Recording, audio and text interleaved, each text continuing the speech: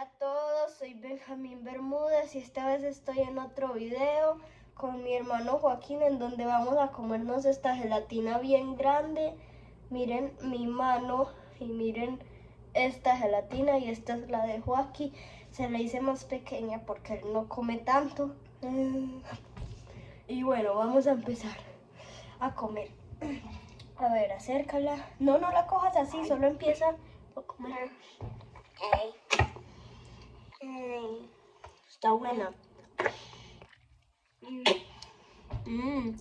Buena. Cómetela toda. La mía está muy grande. Come. Toda.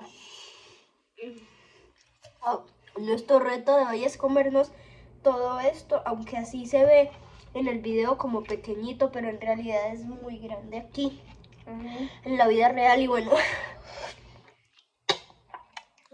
pero come rápido que no me vas a mí comiéndome todo eso. Estoy con gafas. Bueno.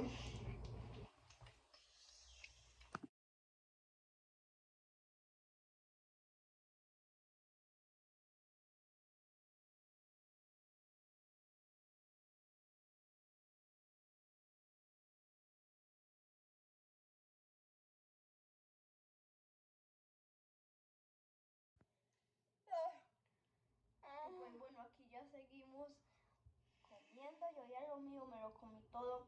Joaquín sigue ahí comiéndose esa partecita tan diminutica que le di. Y también en medio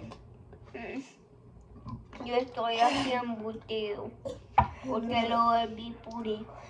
Bueno, vamos a hacer un pequeño corte para cuando él termine. Y bueno,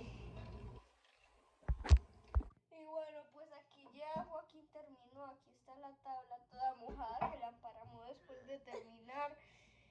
Y pues bueno, si les ha gustado este video, aunque quedamos muy llenos, ya está de noche, ahí se ve por la ventana, y ya nos vamos a dormir.